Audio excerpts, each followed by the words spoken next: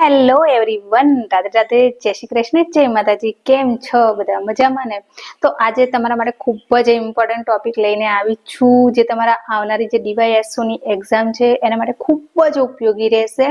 તો ઘણા બધાનું હોય છે કે આ વખતે 7 સપ્ટેમ્બરે DYSO પ્રિલિમ્સની એક્ઝામ છે, તો એના માટે પાસ થવા માટે શું સ્ટ્રેટેજી હોવી જોઈએ, કઈ રીતે પ્રિપેરેશન કરવી જોઈએ. હવે હાર્ડલી 1 મંથ બાકી છે, તો કઈ રીતે એની પ્રિપેરેશન, કઈ રીતે સ્ટ્રેટેજી બનાવવી, એના વિશે હું તમારી સાથે આ વિડીયોમાં શેર. તો વિડીયો તમારી સાથે શેર કરતા પહેલા તમને જણાવી લઉં કે મારે ઓલરેડી મારી જે DYSO લીગલની એક્ઝામ છે, જે પ્રિલિમ જે માર્ચમાં હતી, એની મેં પ્રિલિમ્સ ઓલરેડી ક્રેક કરી લીધી છે અને અત્યારે હું પ્રિપેરેશન કરી રહી છું DYSO જે લીગલની મેન્સની પ્રિપેરેશન કરી રહી છું. તો જે હવે આવશે DYSO જે 7 તારીખે છે, એના માટે મારે કોઈ ખાસ પ્રિપેરેશન કરતી નથી, બસ 1 કલાક એના માટે આપું છું, કારણ કે સેન્સ પણ નથી બનતો ને મેં ઓલરેડી જે DYSO લીગલની પ્રિલિમ્સ ક્લિયર કરી ચૂકી છું. તો અત્યારે મારે મેન્સ ઉપર જ ધ્યાન આપવું જોઈએ, આવનારી પ્રિલિમ્સ માટે નહીં. પણ મેં એ ટાઈમે જે સ્ટ્રેટેજી અપનાવી હતી, જે સ્ટ્રેટેજીથી હું પાસ થઈ હતી, તો હું પણ ચાહું છું કે તમે એ પ્રોપર સ્ટ્રેટેજી અપનાવો, કારણ કે 1 મંથ પ્રિપેરેશન કરવા માટે બહુ તો ના કહેવાય, પણ તમે ચાહો તો કરી શકો છો. જો તમારી પહેલેથી પ્રિપેરેશન થોડી ચાલુ હોય તો તમે આરામથી ક્રેક કરી શકો છો. તો ચલો કઈ તો એના માટે શું સ્ટ્રેટેજી હોવી જોઈએ, જે હું તમારી સાથે શેર કરું છું. સૌથી પહેલા તમારે શું કરવાનું છે કે જે કરંટ અફેર્સ છે એના માટે ડેલી તમારે મોર્નિંગમાં તમારે 2 કલાક કરંટ માટે આપી જ દેવા પડશે, કારણ કે કરંટ અફેર આવનારી એક્ઝામ માટે ખૂબ જ ઇમ્પોર્ટન્ટ હોય છે. બધા જે સબ્જેક્ટ તમારા હોય છે સિલેબસ, એમાંથી કરંટ અફેર્સ રિલેટેડ ઘણી બધી વસ્તુ પૂછાતી હોય છે.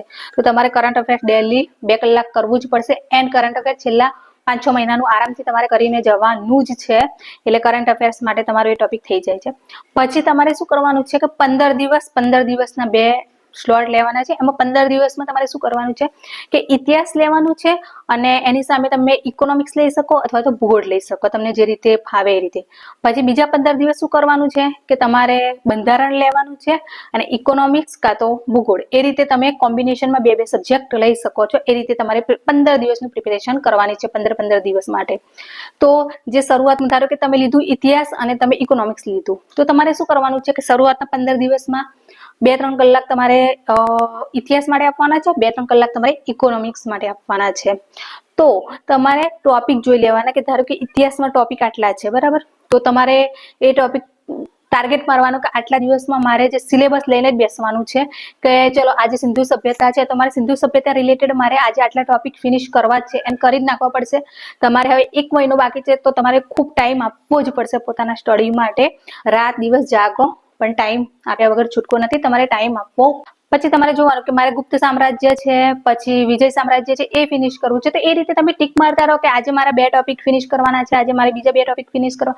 તો એમ કરતા તમે 15 દિવસ માટેનું તમારે એક શેડ્યુલ નક્કી કરો કે 15 દિવસમાં મારે ઇતિહાસ આ રીતે ફિનિશ કરવાનું છે, અને બાકીનું તમે ઇકોનોમિક્સમાં જો કે ઇકોનોમિક્સમાં મારે આ ચેપ્ટર ફિનિશ કરવાના છે.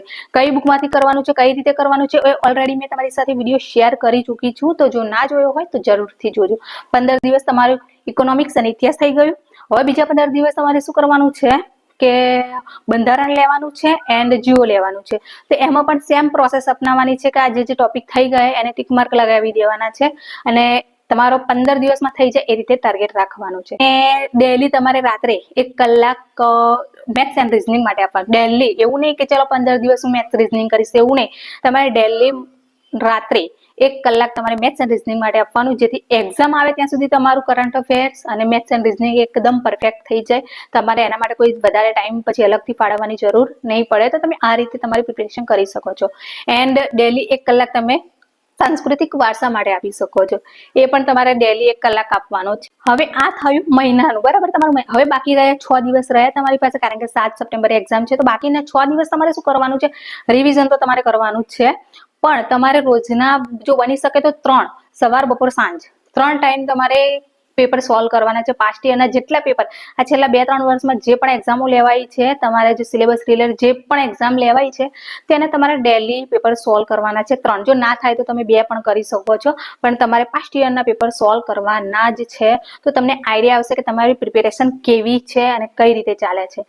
બીજું કે જ્યારે તમે તૈયારી કરતા હોવ છો ઇતિહાસની, તો જે ટોપિક તમે પકડ્યો, ધારો કે સિંધુ સભ્યતાનો ટોપિક પકડ્યો છે, તો જ્યારે એ ટોપિક થઈ જાય તો તમે પાસ્ટ યરના પેપર જુઓ, કે એમાં જે સિંધુ સભ્યતા છે તો એમાં જે બધા ક્વેશ્ચન પૂછાયા છે એક્ઝામમાં, શું તમે જે વાંચ્યું છે એમાંથી સોલ્વ થાય છે?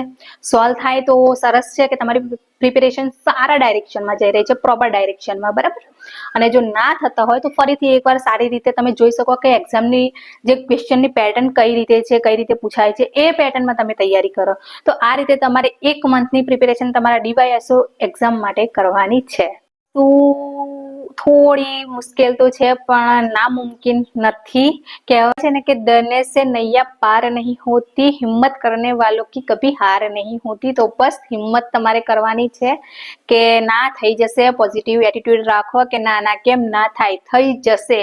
એન્ડ જો તમે હંમેશા પોતાના કર્મ ઉપર બિલીવ કરો, કહેવાય છે ને ગીતામાં કે કર્મ કરતા રહો, ફળની આશા ના રાખશો. ભગવાનને તમને જ્યારે ભગવાનને એમ લાગશે કે આ વ્યક્તિએ આ વસ્તુ માટે ખરેખર મહેનત કરી છે તો તમને વગર માગે એ વસ્તુ મળી જશે. ઓટોમેટિક ભગવાન તમને એ વસ્તુ આપી દેશે. તો બસ કર્મ કરતા રહો, ફળની આશા ના રાખશો કે મળશે નહીં મળે, શું થશે.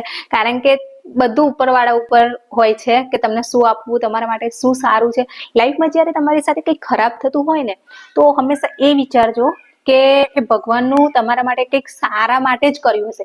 કોઈ વ્યક્તિ તમારા લાઈફમાં જતું રહે છે તો એ ભગવાને તમારા સારા માટે જ કર્યું હશે કે એ વ્યક્તિ તમારા લાઈફ માટે સારી નથી તો એ ભગવાને તમારા લાઈફમાંથી એ વ્યક્તિને દૂર કરી દીધી. તો તમારા લાઈફમાં જે કંઈ થતું હોય, જે કંઈ પણ થાય છે એ તમારા લાઈફના સારા માટે થાય છે. એટલે હંમેશા જ્યારે કંઈ તમારી સાથે ખરાબ થાય છે, ગમે તે થાય છે, તો પોઝિટિવ એટીટ્યુડ રાખો કે ના ચલો ભગવાને જે કંઈક કર્યું છે એ કંઈક સારા માટે જ કર્યું હશે. તો બસ આ રીતે પોઝિટિવ એટીટ્યુડ સાથે તમારી પ્રિપેરેશન કરો, પોતાના ઉપર વિશ્વાસ રાખો, બિલકુલ ડાઉટ ના રાખશો કે થશે કે નહીં, બસ થઈ જ જશે. અને મેં કહ્યું છે એ પ્રમાણે તમે તમારી પ્રિપેરેશન ચાલુ રાખો. તો ઘણા બધા ઇન્સ્ટા ઉપર જોડાયા છે. Thank you everyone. પોતાની પ્રિપેરેશન આ રીતે કરતા રહો. અને બુક લિસ્ટ છે, ઘણા બધા ટોપિક તમારા એક્ઝામ રિલેટેડ જે તમને આવનારી એક્ઝામ માટે હેલ્પફુલ થાય એ બધા ટોપિક ઉપર મેં ઓલરેડી વિડીયો બનાવ્યો છે. એન્ડ જો તમારે કોઈ સ્પેસિફિક ટોપિક ઉપર વિડીયો જોતો હોય તો મને નીચે કોમેન્ટ કરી શકો છો કે મને આ ઉપર વિડીયો બનાવો મેમ, તો એ ઉપર હું વિડીયો જરૂરથી બનાવીશ. તો ચલો મળીએ નવા વિડીયોઝ નવી એનર્જી સાથે. ત્યાં સુધી રાધે રાધે, જય શ્રી કૃષ્ણ, જય માતાજી.